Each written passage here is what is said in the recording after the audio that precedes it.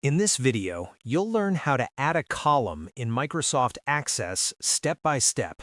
This is a quick and easy tutorial, so follow along and you'll be able to do it yourself in just a few minutes. Let's first open Access on our PC. Once in, you will see this default homepage. Go ahead and open the file that you would like to add a column to. You can also click on a blank page right here like me. You need to add the column in Design View. Before you do that, you need to create a table first. Do that by clicking on this table designed right here at the top. We now have this table in the navigation pane. Right-click the table that you want to change, and then click Design View on the shortcut menu or on the Access status bar. Click Design View.